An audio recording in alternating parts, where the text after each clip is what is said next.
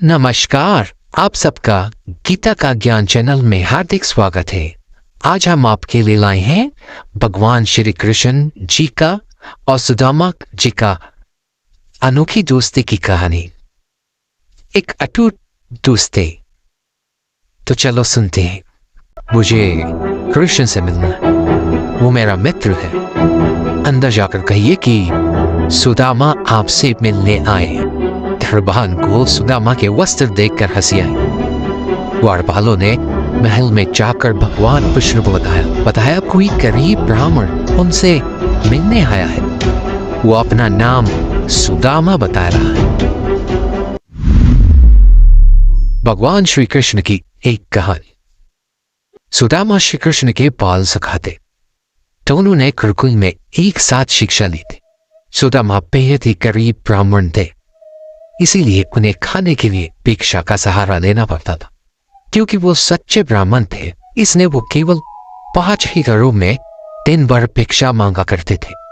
जितना मिलता उसी में अपनी परिवार की भरण पोषण किया करते थे।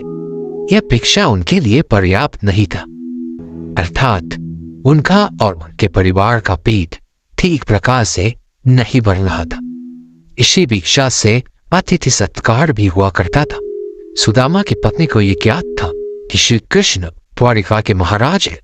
वो सुदामा के बाल सखा है। उनके ऐश्वर्य वैभव की ख्याति दूर दूर तक फैली हुई थी। अगर सुदामा अपने सखा से सहायता मांगते तो वो ना नहीं करेंगे। ऐसा विचार करते हुए उन्होंने काफी प्रयत्न के बाद सुदामा को द्वारिका जाने के लिए मना लिया। रास्ता बहुत लंबा था और जाने का एकमात्र साधन स्वयं अपने 2 बैल थे। सुदामा अपने मित्र से मिलने संकोच और लज्जा के साथ द्वारिका की ओर निकल गए। काफी दूर चलने के बाद उन्हें रास्ते में मुरारी की भेंट हुई। उसके पास एक बैलगाड़ी थी जिस पर वो व्यापार के लिए खूब सारा माल लगा। मुरारी ने सुदामा को अपने साथ द्वारिका चलने के लिए मना। दोनों बैलगाड़ी पर सवार होकर द्वारिका की ओर चले। रास्ते भर मित्र की भांति मुरारी सुदामा के साथ हंसी ठिठोला करता रहा। द्वारिकाधीश उसके मित्र है, इस पर भी उसका उपहास करता रहा, किंतु सुदामा उसकी बातों पर जरा भी क्रोध नहीं करता। द्वारिका के निकट पहुंचकर मुरारी ने अपनी बैलगाड़ी प्राचीर मंदिर के पीछे रोकी और सुदामा को कहा, मित्र, अब आपकी और मेरी राह अलग है। अब आप द्वारिका प्रस्थान कीजिए और मैं व्यापार करने के लिए आगे बढ़ता हूं। ऐसा कहते हुए दोनों ने अपनी राह अलग अलग चुन ली। सुदामा कुछ दूर ही रहा होगा कि वो धन्यवाद और उससे कहाँ रहते हैं जानने के लिए मंदिर के पीछे आया, किंतु वहां कोई नहीं था। ना ही कोई बैलगाड़ी थी और ना ही किसी का नाम वो निशान मिला। सुदामा आश्चर्यचकित और स्तब्ध रहा। उसके समझ में कुछ नहीं आया कि वो अभी एक क्षण पहले मुरारी के साथ बातचीत कर रहा था और दूसरे क्षण वह कोई नहीं है। ऐसे कैसे हो सकता? वह समझ गया कि ये अवश्य ही उसके मित्र श्री कृष्ण की ही कोई लीला होगी। वास्तव में ऐसा ही था। सुदामा जब द्वारका पहुंचे तो वहां का वैभव देखकर हैरान रह गए। पूरी नगरी सोने की थी। लोग बहुत ही सुखी और संपन्न थे। सुदामा किसी तरह से लोगों से पूछते हुए कृष्ण के महल तक पहुंचे और द्वार पर खड़े पहरेदारों से कहा कि वो कृष्ण से मिलना चाहते, लेकिन उनकी हालात देखकर द्वारपालों ने पूछा कि क्या काम है, हमें बताओ। सुदामा ने जवाब दिया, मुझे कृष्ण से मिलना है, वो मेरा मित्र है। अंदर जाकर कहिए कि सुदामा आपसे मिलने आए हैं। धर्मवान को सुदामा के वस्त्र देखकर हंसी आई। द्वारपालों ने महल में जाकर भगवान कृष्ण को बताया कोई गरीब ब्राह्मण उनसे मिलने आया है। वो अपना नाम सुदामा बता रहा है।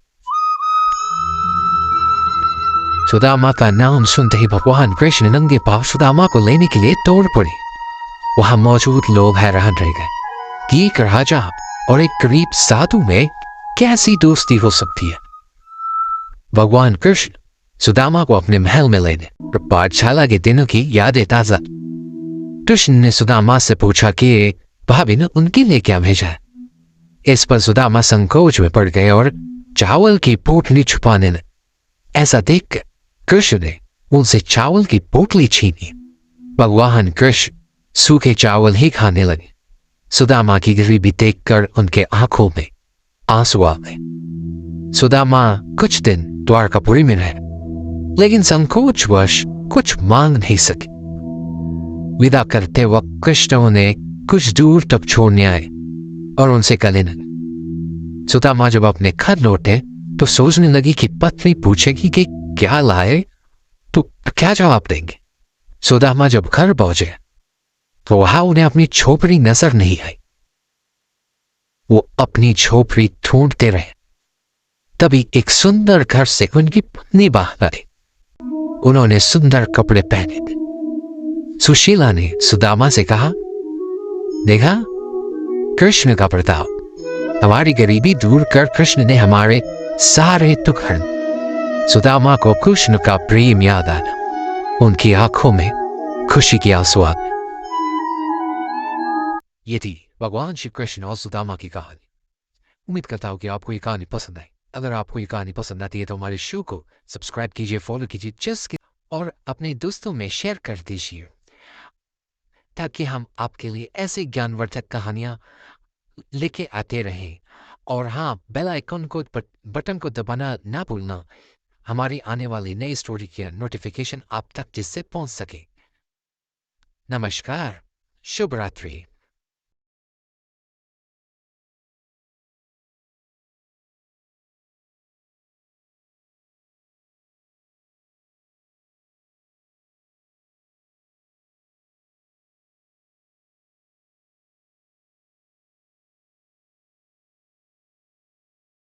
Thanks for watching.